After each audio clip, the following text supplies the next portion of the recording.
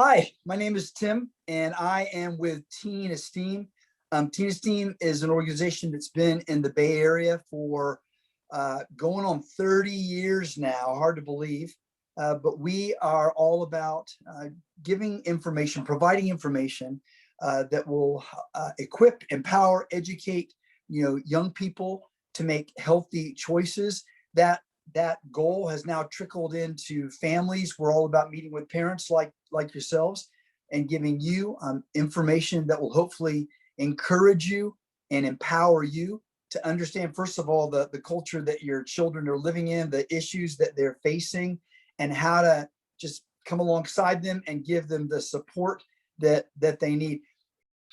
So tonight, we are having a panel discussion. The topic of our panel discussion is the Bay Area culture of academic pressure, what parents need. The Bay Area is producing some of the most prestigious young athletes, academics, artists in the country.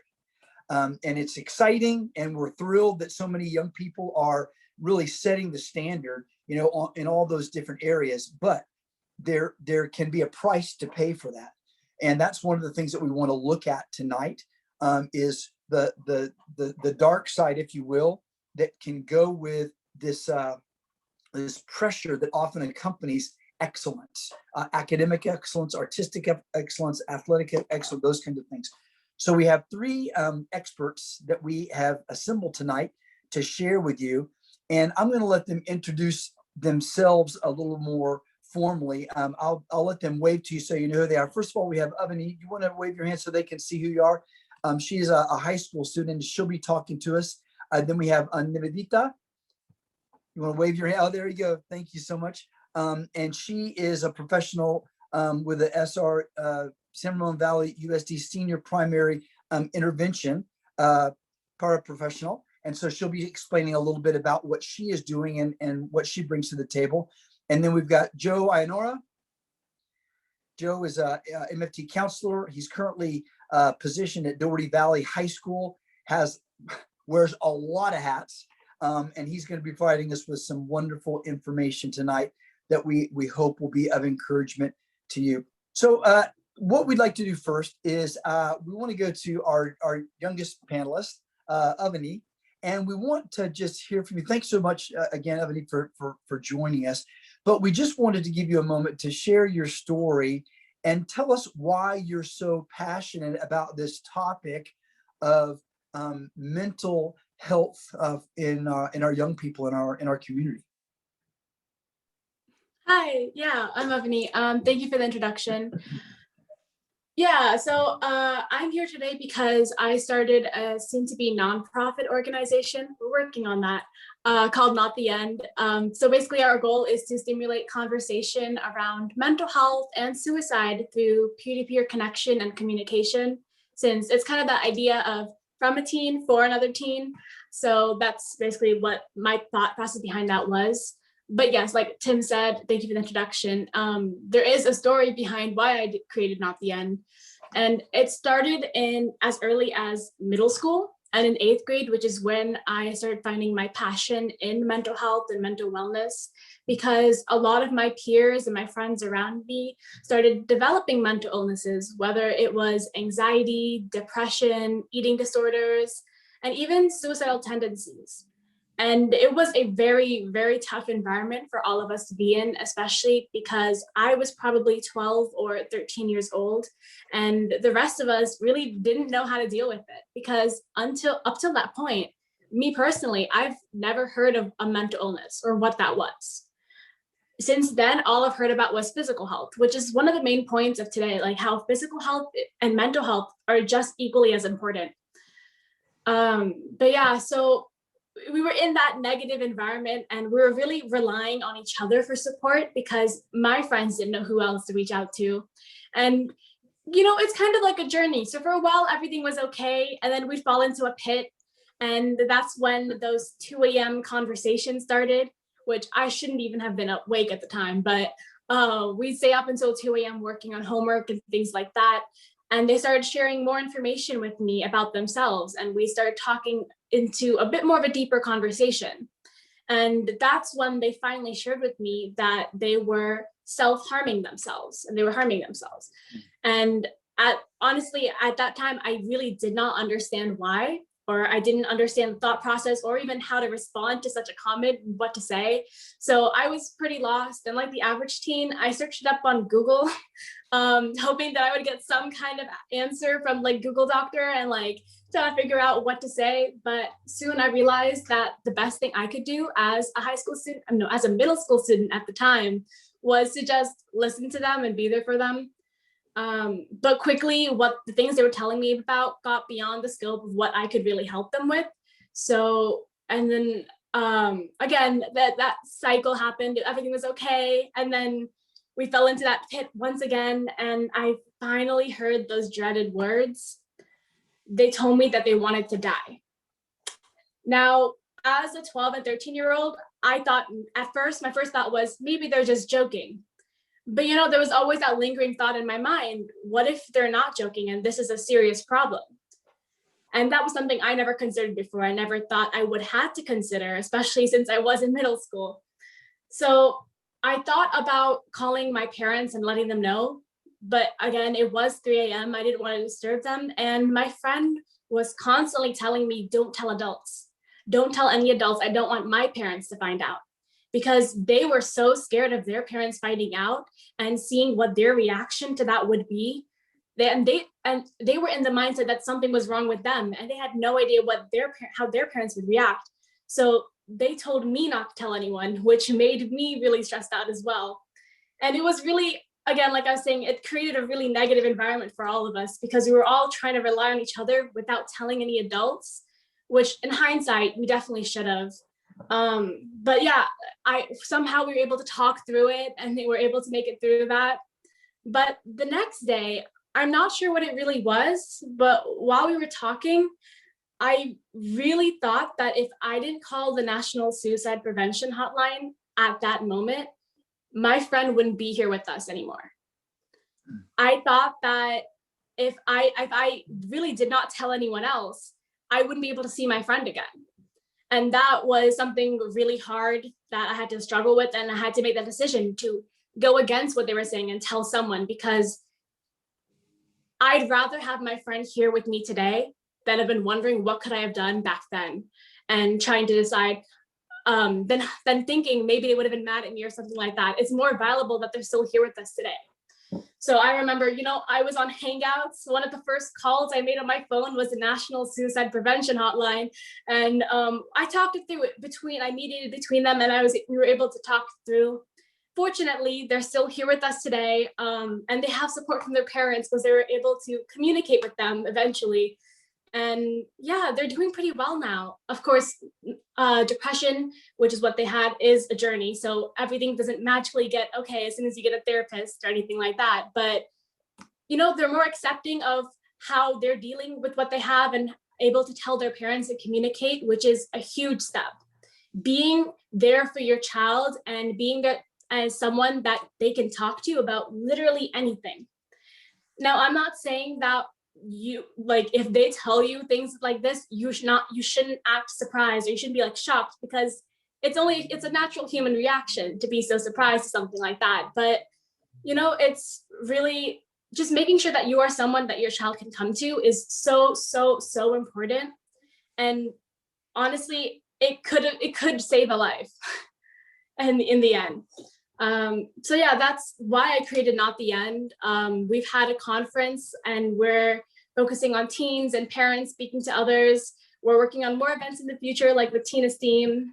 But yeah, that's really the message we're trying to spread, so that no other teen or parent or anyone really feels like they're alone and they don't have anyone to rely on. No. Yeah. Thank you so much. And I'm so glad that you touched on that part about the role of parents, because obviously you're speaking to parents tonight. You're not speaking to your peers, and so a lot of parents are just mystified. Like, why would our kids not talk to us? If they're in that much pain, if they're in a situation where they're that miserable, why would they not talk to us? And you gave some great insights in what you just shared. And those are things we need to think through. So that gets us to where we want to go next. So, and I want to direct this first question to Joe. So what can happen, Joe, if the mental issues that Avani was just describing are not properly addressed or ignored or not validated? What are we looking at? It's a great and complicated question, right? But the things, and I have a few slides that we may be able to show, but basically when, and this is one of my favorite quotes that I have, right, is when you don't make time for your wellness, you'll be forced to make time for your illness. When you don't make time for your wellness, you'll be forced to make time for your illness. And that, I just really love that, because I think that hits that point home, right? And a lot of times, and even the label of mental health, a lot of, I think Avani's right, a lot of teenagers maybe don't label it that way. So part of it is just, how do we be healthy? How do we be well? How do we treat ourselves better? And sometimes just looking at that, like, how much sleep do I get? What type of exercise do I get? That piece is so important for the teens to really look at and evaluate and see, how does this work for me, right? Because if like you said, if they're not addressing those mental health issues, really wellness issues. I hate to say mental health because it's hard to diagnose ourselves, but if we don't address our wellness, then we wind up with issues down the road. We don't know how to talk to people. We don't know how to take care of ourselves. We don't know what we need. So that's what one of those big pieces is just being aware of wellness. And so one of the things we're going to be discussing in this presentation night is what to look for, and how to have conversations. Avani, your young friend, who got to the point where they're willing to take their life. It raises questions about, was it not being addressed in their family? Was the family ignoring it? Did they just don't know how to address it? Any insight on that? I think it was more of, they didn't know how their family would react to that situation, or really how to get that across. Like, how do you tell your parents something like that, especially when it isn't the same as physical health or isn't treated the same as physical health? Like, how do you tell your parents about what's going on when it's so much more complicated and they themselves are trying to figure out what's going on? So I think that was a major part of it, and what they were trying to convey. Nivedita, share with us from your perspective with the folks that you interact with, what can happen when mental health issues or like Joe said, wellness issues are ignored or not properly addressed. Yeah, thank you, Tim. So from my point of view, the answer is in one line, but I'll elaborate. It escalates. So from what I hear from Avani and Joe and everyone, I feel that ignoring can leave the child feeling frustrated, trapped, guilty, and sometimes even full of shame. It can be family oriented, it can be cultural, it can be anything. So when I say escalated, the issue on hand can escalate. What I mean really is the lack of intervention. And when I say lack of intervention, I don't mean exactly immediately the highest level of intervention, like going to a psychiatrist or anything, but on the regular family, parent to parent, parent to child intervention, where parents are ready to listen with open mind. And what Avani just said, parents' reaction, they're feeling shocked, can leave the child feeling, oh no, this is not where I want to go. Maybe, I'm hurting them. Or maybe they are feeling I'm maybe socially disconnecting them. Maybe it's a taboo for them. All these things can leave child feeling really trapped inside, frustrated, and full of guilt and shame, which obviously because the child, and because they're getting ignored, the child is feeling neglected, and because the child feels, oh, my mental health or what I'm feeling is not really a priority for my parents. Looks like it's only, I think, my achievements or my academics could be a priority, because that is a reason I'm not being given that much attention, because it's not seen in physical manifestation, right? Because if I'm going to my parent with ache in my heart, my parents are going to rush me to emergency. But if I say, I'm lately feeling really down. Oh, you're just feeling lazy. Everybody, doing fine. Just go out, get some fresh air, go. So that is what leads to child feeling neglected or not getting the kind of attention the child really is looking for from the parents. Then they reach out to peers, and they feel, who do I talk to? Everyone is just concerned about something different, and are my parents genuinely concerned? And it affects their academics and other achievements. And behavior is a communication. So I think the parents need to look at the behavior, and if there is a change in the behavior, I think that's the clue. Thank you. No, that's fantastic. Thank you so much. And so parents need to be detectives, and they need to watch their children, study their children, look for changes, in behavior. And as all of you have indicated, even that's not always an indication, because some children have learned how to navigate, and they can still pull good grades and be in a miserable state, or they can still be, excellent athletes or artists, and still struggle. And one of the phenomena that we've seen in Teen Esteem is that the way that sometimes this can manifest, this pressure can manifest is through coping mechanisms that a lot of young people will kind of go to, and those have been popularized, through the media, through social media, things like drugs, prescription drugs, alcohol, other, unhealthy, habits or like we said, coping trends, vaping, self-harm. And again, some of these trends are not only dangerous, but they can also be deadly. And they are so popularized in the culture that instead of doing exactly what you were describing, like going out for exercise or taking a break or things that are healthy and beneficial, unfortunately, in the minds of a lot of young people, the first thought they have is, I need to do something that could potentially be harmful or even deadly to myself.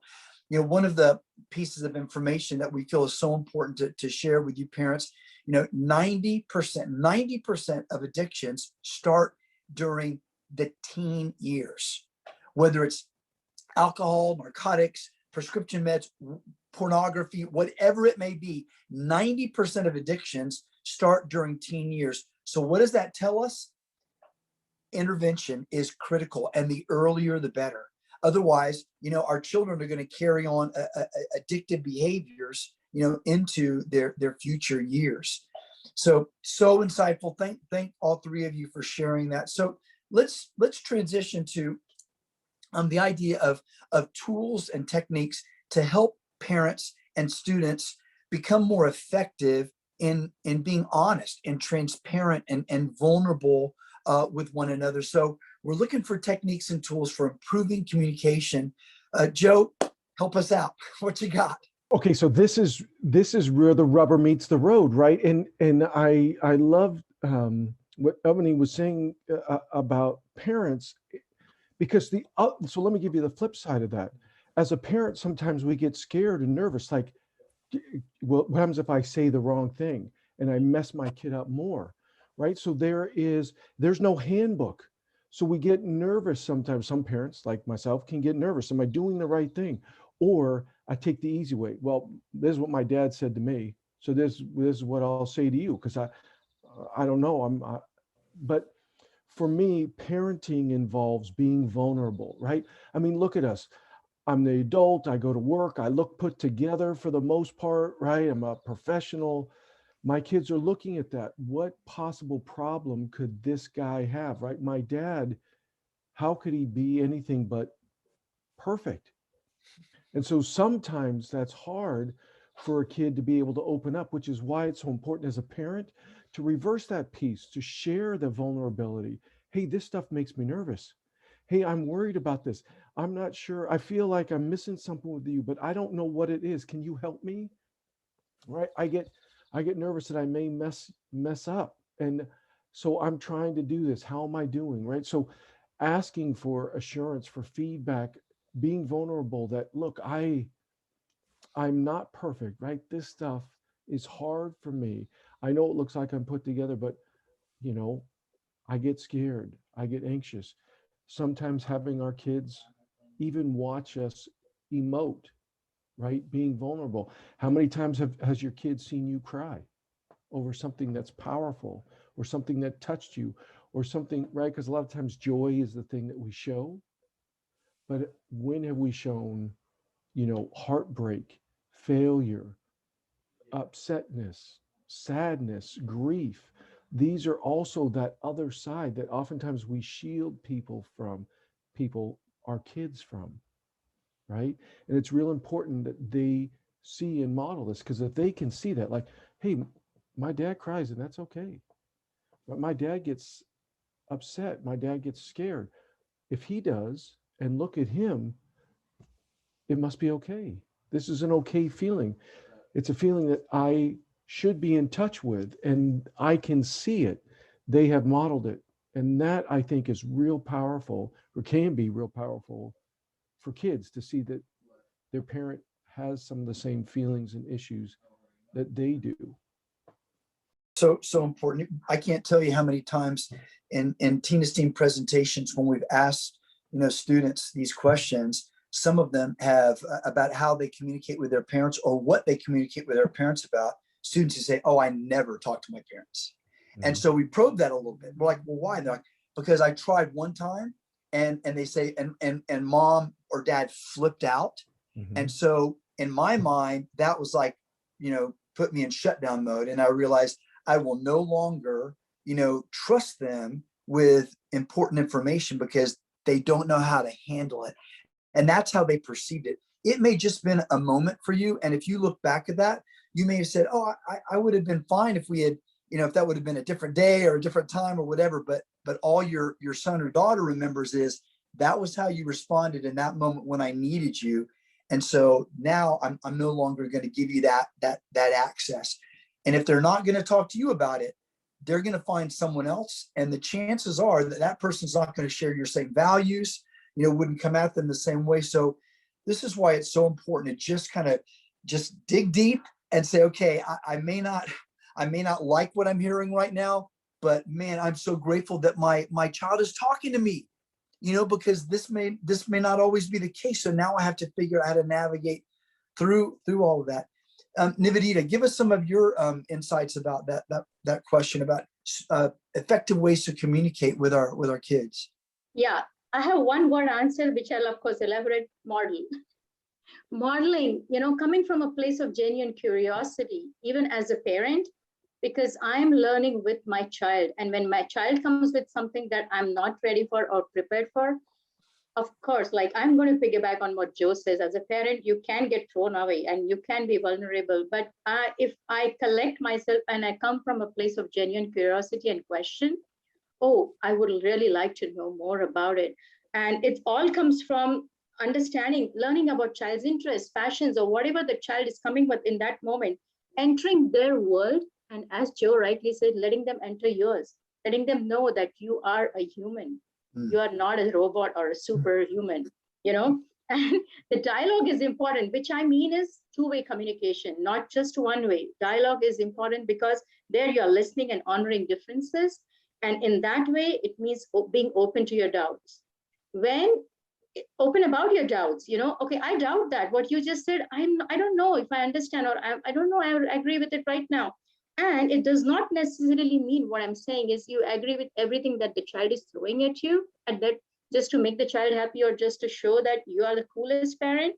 It means you can be transparent about your disagreements with your child, and that empowers you as a parent and the child.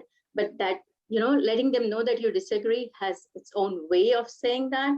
Not just, oh, this is my way or highway. No, it's about, oh, I don't agree with you, but let's talk about it more. I would like to know your side of story also. That's beautiful. Beautiful. That's not my way or the highway. Just let's talk. Avani, what are some things that you have discovered about this parent-child communication piece? Yeah, no, I definitely agree with what both of them already said. Like they said it really great. They said it beautifully. But yeah, like really the main focus, I guess, is like again, like mental health really does matter. And I guess mental well-being, since you cannot diagnose yourself, as Mr. Ayanora said, but I guess it's a part of, without mental health and like mental wellness, taking care of yourself emotionally, nothing else really matters, because that is such a big part of who you are. And it's so important that you're able to talk to your parents about To add on to both what the two of you have just said is it's also okay to go back and say, look, I reacted badly. I behaved poorly. I didn't listen. I was too scared. Could we please try again? And I promise I'll be a better listener and less reactive. It's okay to say that, to model it. It's okay that hey, I messed this one up, and I know you were saying something important to me and I messed it up. Can we please try again?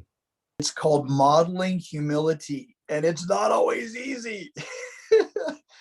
Oh man, that's great. Appreciate that. I want to show an illustration real quickly, and it's usually an illustration that we share with students in the classroom to just give them a sense of hope, that they can breathe, and that even though life, to be human is to fail. Okay, do we all agree with that? That everyone fails.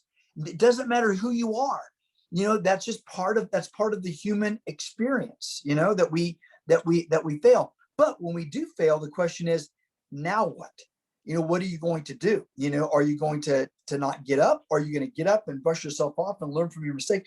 But anyway, we bring this a tape measure into the classroom, and we'll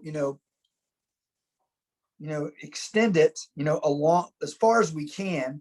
And we'll have one student hold one end of the tape measure, like at 0. And then another one will go down to, and we'll say, pick the life expectancy of a human being. And they'll go to about 45. Like, actually, people live a little bit longer these days. And so go to 90, would you? Okay, let's just make some of us feel. So they'll go there. And so we'll talk about, life expectancy. And then we'll get them we'll get another student to come up and to take 2 fingers and to say, now I want you to indicate, if this is your whole life, indicate how much of your life is going to be spent, say, in high school. And so they'll take 2 fingers and they'll, go from about 14 to 18. And then we'll have them look at how small that is in comparison to, the entire length of your lifetime. And the point that we're trying to help them understand is the same point that we're trying to help you understand, that during that little length of time on the tape measure, that they're going to make mistakes. But look at what they've got after that. They've got all these notches, all this time to be able to figure it out, and to benefit from their mistakes and to still get back on track, and have meaningful, productive lives. So sometimes, unfortunately, the way that our high pressure culture, influences our kids, it makes them think that, oh, if I make a mistake now, I'm done. There's no way to get past it. And that's why, tragically, we have a lot of kids who end up making some fatal choices, because they don't realize you've got, statistically speaking, you've got, so much more beyond these, little hash marks of high school. And these mistakes, these failures could be actually the most important ingredients for your life to make you stronger down the road. So students need to hear that. Parents need to hear it as well, and take a deep breath and realize, yeah, it's okay if my kids don't make the team that I thought they were going to make, or get into the school that I thought they were going to get into. Maybe they'll go to a JC for a couple of years and then go to the school of their dreams. So just things to keep in mind, which is a good segue to our next topic, expectations and supporting the individuality, of our kids. So we want to think about this. How can a parent go about supporting their children to thrive in their child's unique strengths, or abilities or interests, even if they don't match with what the parent envisioned for them, either academically or vocationally. And we're finding that this can be a major point of tension in families. Nivedita, what are you finding about that? What can we share with parents tonight to help them learn how to support their kids, even though they may be not pursuing the things that the parents thought they would? I'm going to pick a word from what you just said, thrive. So I think I would ask, as a parent, we can ask ourselves, do I want my child to thrive or survive? It goes from there, because we as parents can have cookie cutter ideas or like a mold, of ideas that if this is the best career, these are the right choices, this is the right, options. And it could be coming from the, values, experiences, or the community that we live in, or our own beliefs. And it could be beliefs coming from family also. My own family may have certain type of expectations, and that's good for me as a parent maybe, but when I start kind of projecting those expectations or my aspirations and my dreams on my child without really learning or listening or understanding where my child is coming from, what are his or her expectations, what are his or her dreams, his or her passions, and genuine inherent skills and talents, then if we don't we are not on the same page, then I think we are not meeting each other's expectations. And because as a parent, yes, I want to choose the path which is safe, which is tried and tested, so that I feel secure. As a parent, I'm definitely feeling secure. But we need to be choosing to be open and ready to listen to the ideas. Listening is again two-way. Listening doesn't mean just listening and not comprehending and not responding to those. Listening means genuinely showing interest and letting go. As a parent, I need to let go. I think it's the biggest for me. Letting go of the temptation to fit in with the others in my community or others in my family or others in my, whoever I associate with. Because I could be coming from that place where I want to be, seen as a cool parent, as the best parent whose child is going to A to Z, whichever university that is most valued around me. So child's career choices, if not conventional, is not a sign of failure. It's not. And focusing in the present, because I think it's the most important. When can I need to make my child become more resilient and ready for challenges, for the future challenges and the challenges which are coming on day-to-day life.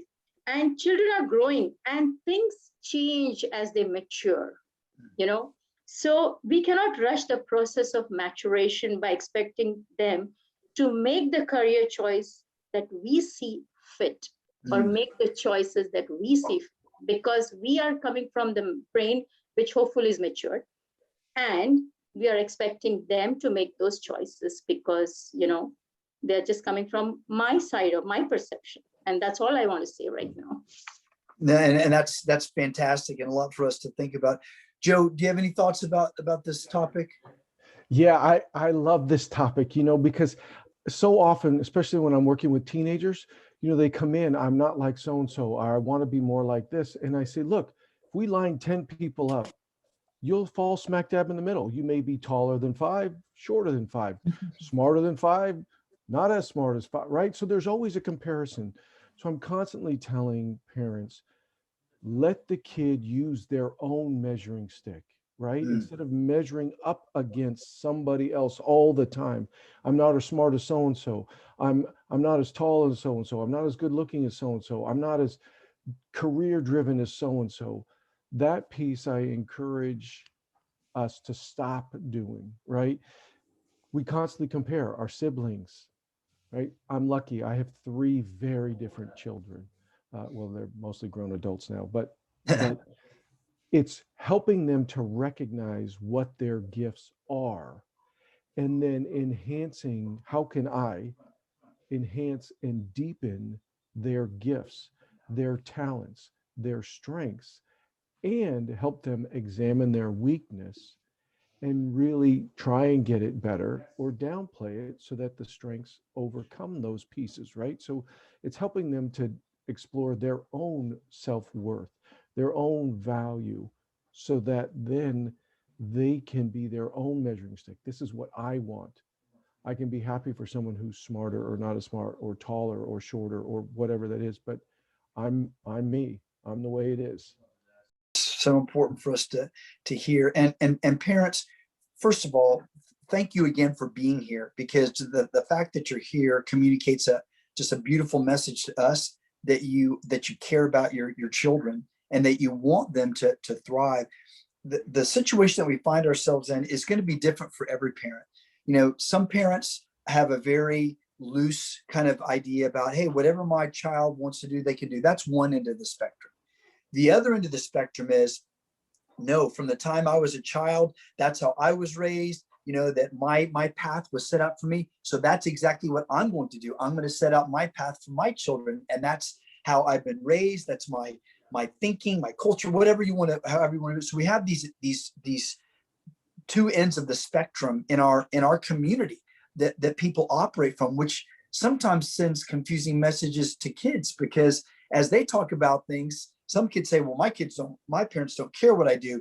And other parents say, my parents have planned my life out, till I die. I mean, they've got it all, figured out.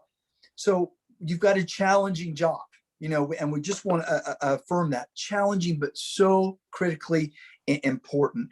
One of the realities we need to remember is that as wonderful as, for those of us who have maybe planned out our kids' lives a little bit, as wonderful as we think it is, your kids may be absolutely miserable envisioning that kind of life for themselves. And you may be thinking, how can they not like that? This is great. I've got their education, who they'll marry, how many kids they'll have, how much money they'll make. We're like, yeah, I've got it all planned out. It may be absolutely just stifling for them to think about that. So what we need to think about is, a lot of our kids, if what Joe was saying, let them, use their own measuring stick. A lot of kids don't even know how to use the stick yet. They're still trying to figure all those things out, and that's okay.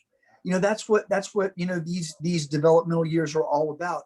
So by helping our kids to discover what excites them, what motivates them, what fulfills them, that's not about lowering expectation. That's about empowering them with potential. And that's something that we've got to figure out. We think, oh, if I don't tell my kids what to do, then I've lowered expectations. That's not true at all. Instead you say, I want to empower their potential by understanding what excites them, what motivates them, what fulfills them, and help them to pursue.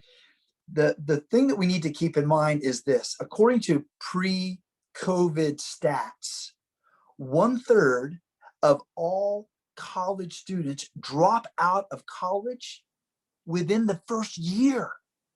Now, I want you to just think about that. You've done all this work and all this. My son, my daughter is going to get into this school and they're going to thrive there, and they're going to become an engineer or a lawyer or a taxidermist or whatever they're studying, and then all of a sudden, before spring break of their freshman year, they're like, mom and dad, I'm done. I can't do it anymore. Now, why would that be the case?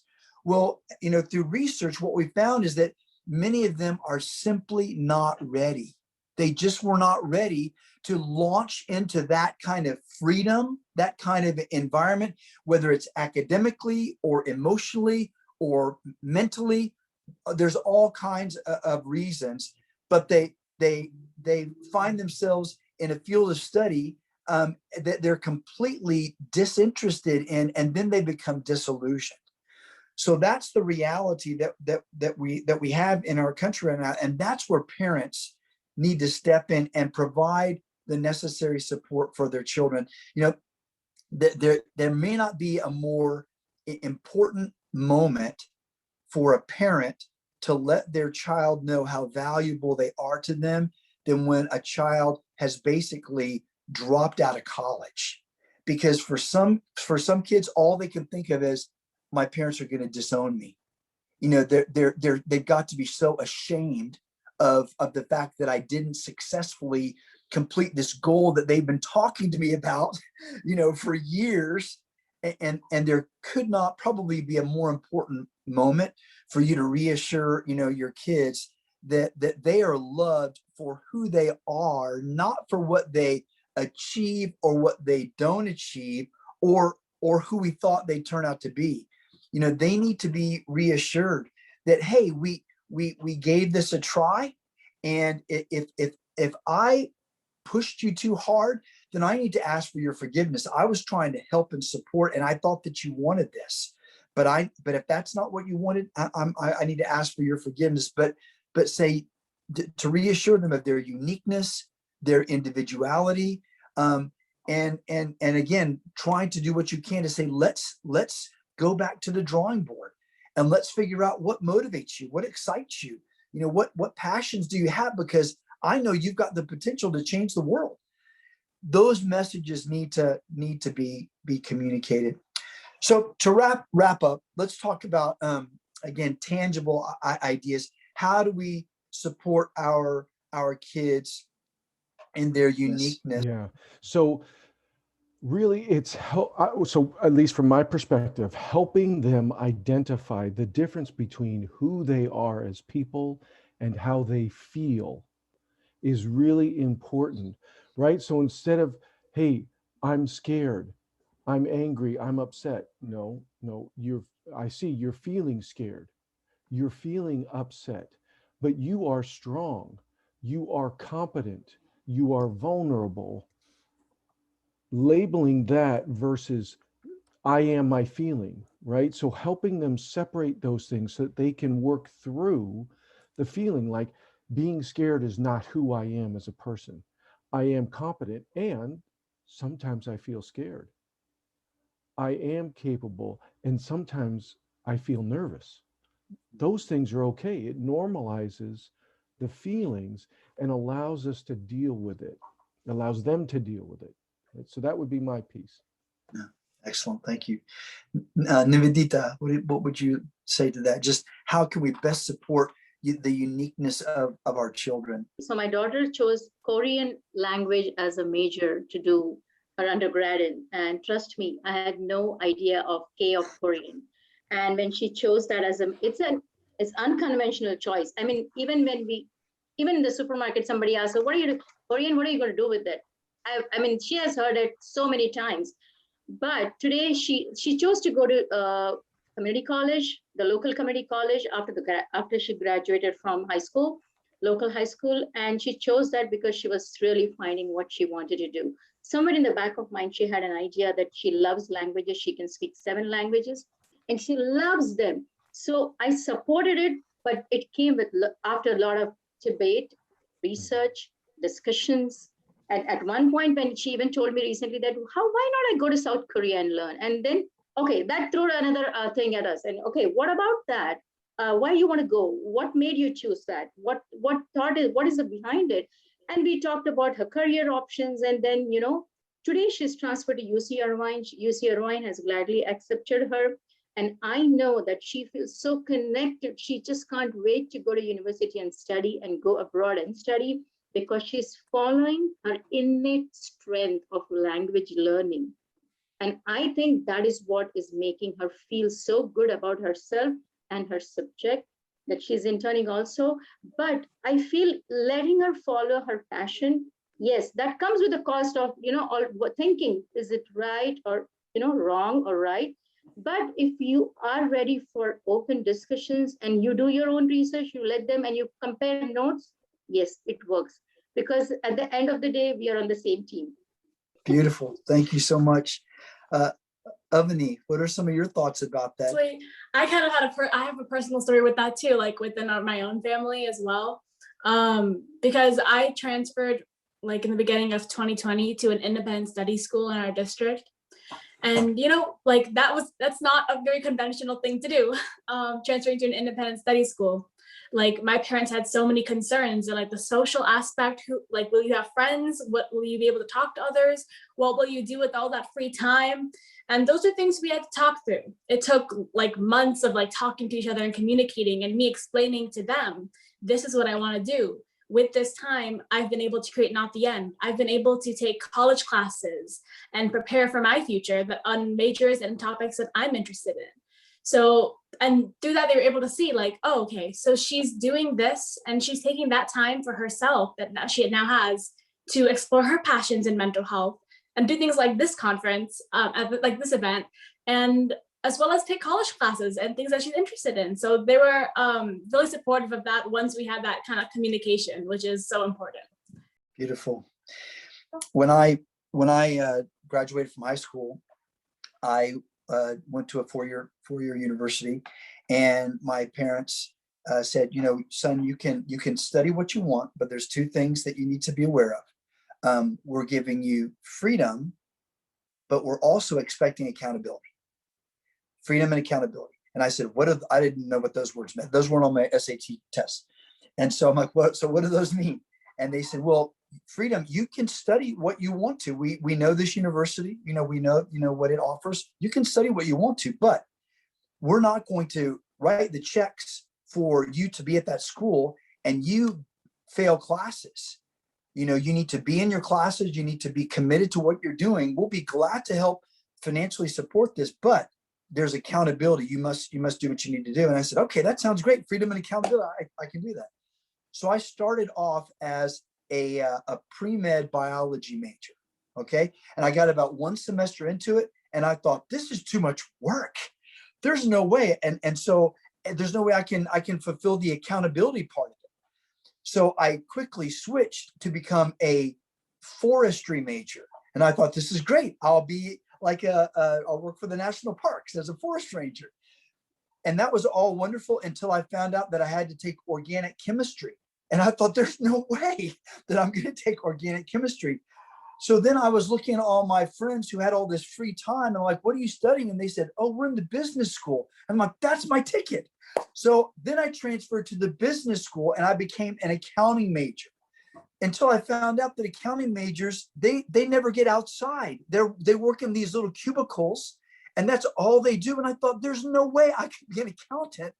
But now it's the second semester of my junior year. And so I'm thinking, I got to get a degree in 4 years or I have to start paying. So then I quickly switched and got a degree in marketing and finance in 4 years. And I never went to summer school, and I never went below the grade criteria. Now, today, I'm not doing anything that has anything to do with marketing and finance specifically, but all those different areas, I use all of them. It's so interesting to look back and say, whether it was the pre-med biology or the forestry, or except for organic chemistry, I have to admit, I'm not doing anything with organic chemistry, but I never actually had to take it. Accounting, marketing, finance, all those things are part of my story. Just the way that my life has been woven together. So sometimes we can't see the full picture, during those first few semesters. But I'm so glad that my parents gave me that talk about freedom and accountability, just saying, yep, you've got freedom, but you also have accountability. And that's responsible parenting, right? It's not just freedom, or it's not just accountability. It's that balance, of both of them that I think is what kids need to see. And so Julie is going to read the questions that you all have submitted. Regina says thank you, and her question is that she has a super quiet daughter that takes after her quiet father. Connecting her with her is difficult. Do you have any suggestions? I'm a big fan. So I'm an introvert by nature. So I love that she's quiet. I would honor that quietness. How can I be with you? How, your way isn't my way. I like to talk and be expressive. How do I sit with you? Help me, teach me, train me, because I want to connect in with you. Because you may feel like I'm not connecting in. Your daughter may say, Mom, you're totally plugged in. Right? So part of it is asking, how do I plug in better? I feel like I'm not plugging in. Help me. Give me feedback. This is interesting, Regina. On our website, we have 2 articles that covered exactly what you're talking about. One of them is for the quiet child, and I'll bet Joe is one of our sources. I just typed my email there, julie@teenagesteam.org. If you send me your email, I'll send you the links to those documents directly. Yeah, so being quiet is her personality. And like you said, that's the typical behavior of that child. And not always we speak through words, or not always we express through words. So I would be more concerned if that behavior, you see a little shift in that, but if it's going the other way, which is not typical. So as a mother, you know exactly how she responds in regular situations. So when we were talking today about behavior is communication, she communicates in her own way, like Joe just said. But if you see that behavior changing in any way, in any expressive way, which could be through words or without words, that is a sign for you to connect more with her to understand what's happening and what's behind that, is what I would say. And I don't know how old your daughter is, but I know with my kids, as they got older, it became more and more challenging to find things that we could connect on. So I kind of had to get into their world, and it wasn't always something that interested me. But with my son, he likes to watch comedians on YouTube, and he has some that are parent appropriate that we actually both follow now that are really fun. And whenever the guy has a new video out, we sit on the couch and watch it together. And I love that time. My daughter is a lot harder to connect with. Boy, when she wants to connect, I have to drop everything right then and right there, or I lose my opportunities. So I relate to what you're saying, Regina, and I again send me that email and I'll send you those articles. And Julie, that's so important. That's being, what we call an I parent, an intentional parent, and saying, okay, so I've got to just constantly have my radar up. And, one of the things that we see are again, talking about the spectrum, the parents who try too hard, to convert their introverts into extroverts, or parents who don't do anything, and they don't try to connect on any level. And I what you're saying is you're this balance, you're not trying to force your daughter, you must talk to me. I want to hear all your deepest, darkest secret, all those kind of things. You're not forcing her. You're looking for opportunities. Obviously there's some things that you're going to need to know, about, and you can ask those questions, but I think that's a great model. Using Nivedita's word, modeling, that's a great way to model it. And piggybacking on that, I feel children know when you are connected by letting them be the way they are, because that's their way of expressing. And if we don't force them to go either way, they know that you are connected with them.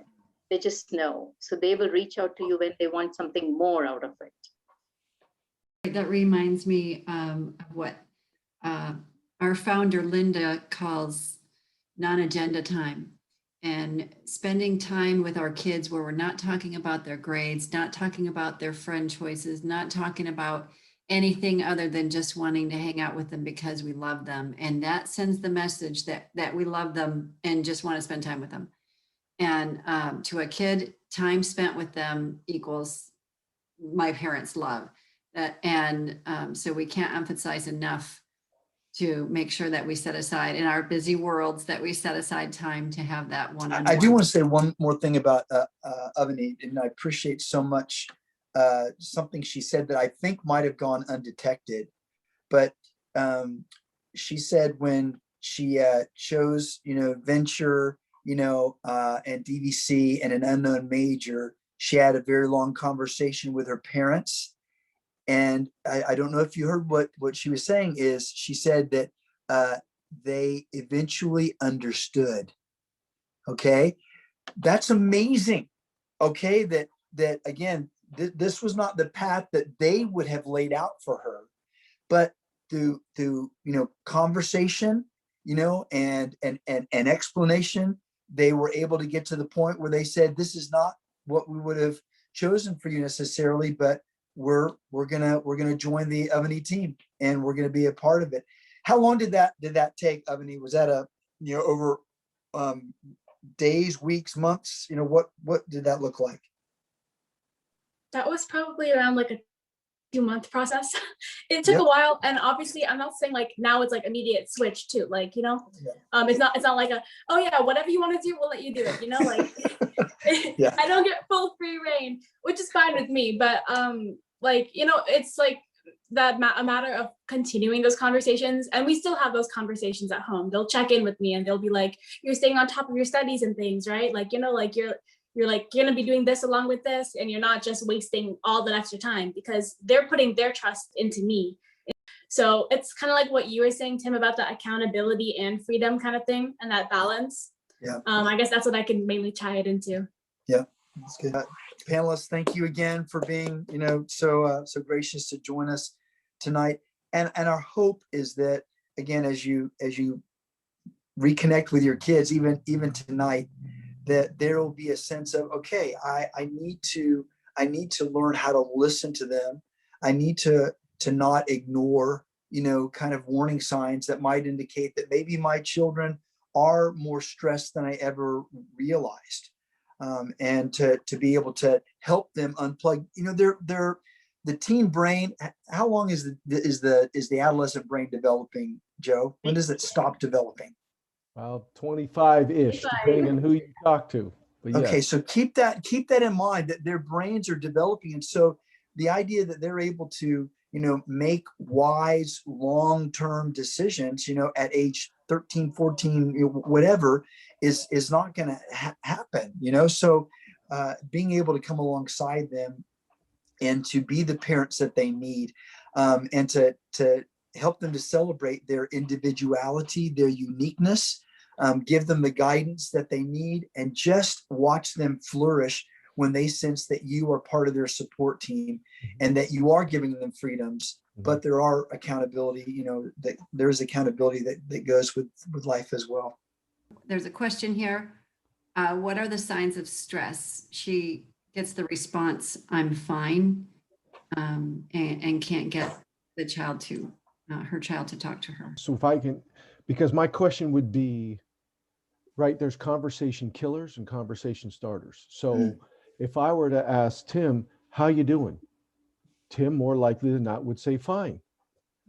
But if I asked him, hey, tell me a peek and pit from today, then we have a different conversation, right? So sometimes it's what you're phrasing and how you're phrasing it, right? That can be a conversation killer versus a conversation starter. You know, hey, what was the struggle today?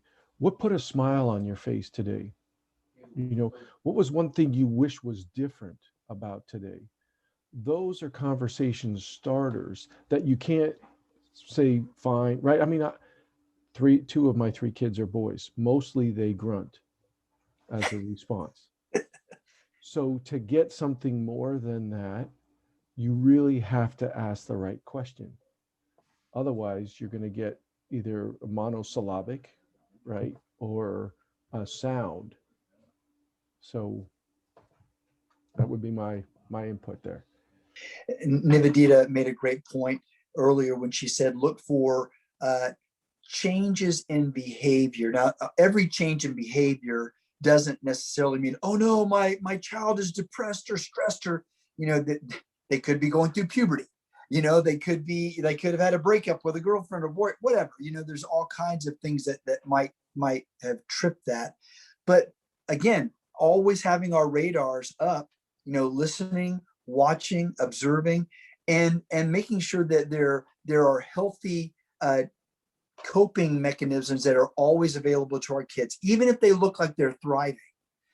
Are they exercising? Are they sleeping? And just because the door is closed and the lights out in their room don't mean they're sleeping. Okay.